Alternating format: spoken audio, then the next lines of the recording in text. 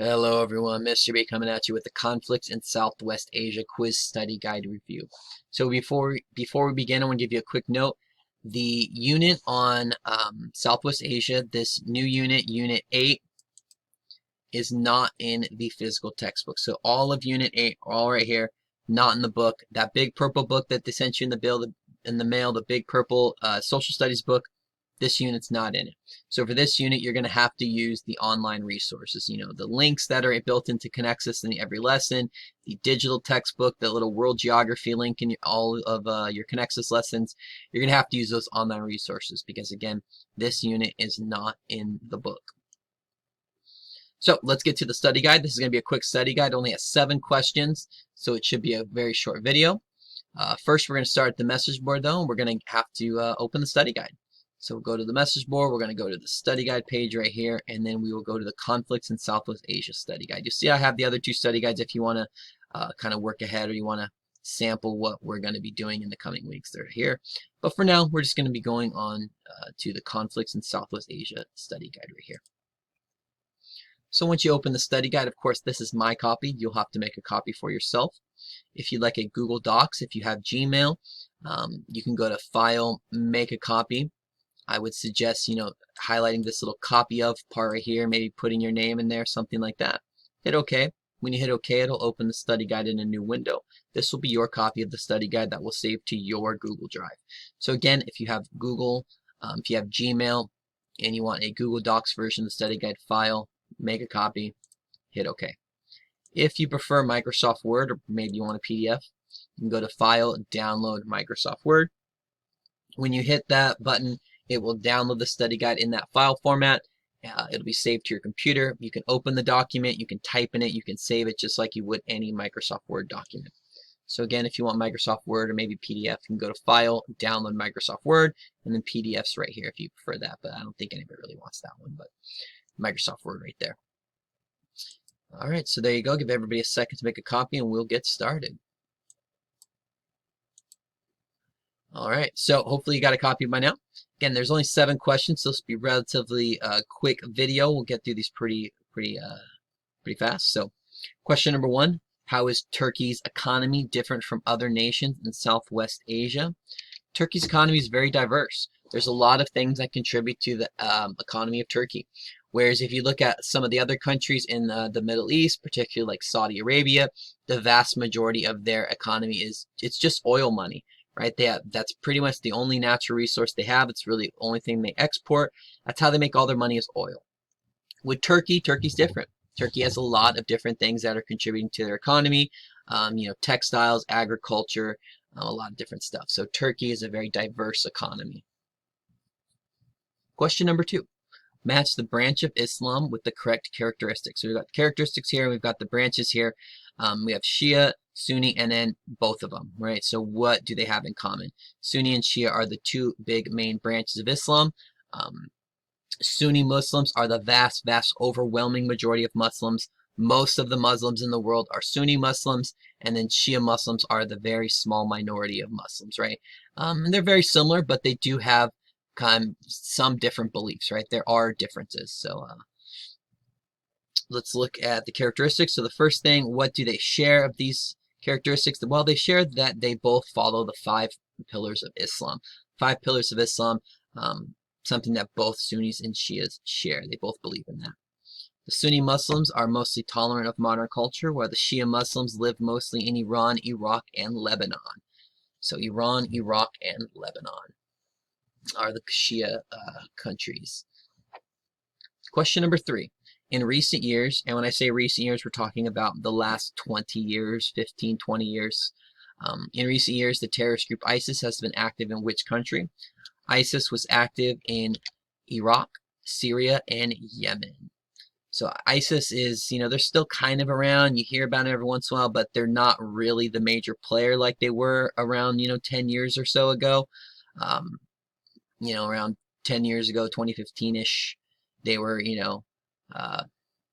pretty powerful group. Had a lot of control of land and different things. And in recent years, they've been, defeated. They're a shell of what they used to be, but still important to look at them, right? So yeah, they were active in Iraq, Syria, and Yemen. Question number 4. What rights do citizens of Jordan and Kuwait have that people living under the UAE and Oman do not? So citizens is the key word. When you see citizens, that means that people have political rights, right? So people of Jordan and Kuwait, they can vote. They can vote for their government, right? Whereas the people in UAE and Oman live under a monarchy. They have a king. There is no voting rights, right? They can't. So Jordan and Kuwait, the people can vote. Question number 5. In recent years, again, last 15 to 20 years, what happened in Iraq that caused a civil war to break out between different ethnic and religious groups? Well, what happened was Saddam Hussein was removed from power. So Saddam Hussein was a dictator. He was in charge of Iraq. He was in charge of Iraq for a long, long time, going back to like the 1980s. And Saddam was he was not friendly with the U.S. And when after 9/11 happened in September 11, 2001, the trade towers and all that, and then the U.S. Launched their war on terror. They invaded Iraq, and eventually Saddam Hussein was removed from power. Once he was removed from power, though, Iraq kind of turned to chaos, right? Everybody started fighting. There was nobody really in charge of the country, and all these different ethnic and religious groups began fighting over who gets to control the country. Now that Saddam's gone, who gets to be in charge? Who gets to control Iraq? And they basically had a civil war where all these different groups were fighting each other over who gets to control the government, who gets to control Iraq now that Saddam is gone, right? And in that chaos, you have ISIS, right? ISIS was a terrorist group, and they emerged and they started gaining power, and they took over a large portion of the territory in Iraq, and they've since lost that territory. But and again, last 20 years, that we're talking about was a big deal, right? So, question number 6. I'm gonna order these events first to last, right? So the earliest event would be, most recent event. I guess we're going with first. The most recent event would be Hamas takes control of Gaza. Well, let's just do the order since they're not popping up in order. So the first event was Israel takes control of Gaza and the West Bank. So we'll talk about this more in the live lessons. But Israel and the Palestinians have a conflict over who has the rights to that land. Israel says that's our homeland. Palestinians say this is our homeland. We've been here for thousands of years. So they really are kind of fighting over that land, right? So first event would be Israel takes control of the West Bank and Gaza. The West Bank and Gaza were the parts of the land that were controlled by Palestinians. So Israel takes control of the Palestinian territories, right? Then Israel signed, and the PLO, the Palestinian Liberation Organization, signed the Oslo Accords. It was basically a treaty. They had a peace, kind of, let's stop fighting. Number 3, Israel withdraws from Gaza. So they, all right, we'll get out of Gaza. And then fourth thing was Hamas takes control of Gaza. So they're kind of fighting over this land, Gaza, the West Bank, who controls it. Israel would take control, then Israel would, all right, we'll give it back.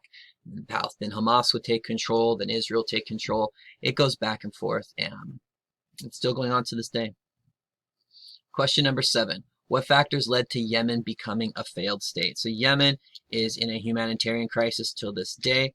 And first, ISIS took control of Yemen, and they kind of there was no government right after that. ISIS takes control. They're eventually defeated, but Yemen is basically left with no government. There's nobody in charge in Yemen. There's no government, and because there's no government, the people are suffering, right? It's just kind of a destroyed country, right? Their people are there, and they're trapped there, and nobody wants to take them in a lot of times, and they're stuck there. There's no government. There's bad people all around, and these people are kind of stuck in a really bad situation. They don't have a lot of food, not a lot of water. It's a really bad situation in Yemen. So yeah, there is our study guide. Questions 1 through 7 complete. Not too long. So if you have any questions or want any further clarification about the stuff, please message me and let me know. And if not, good luck on the quiz. Talk to you all soon.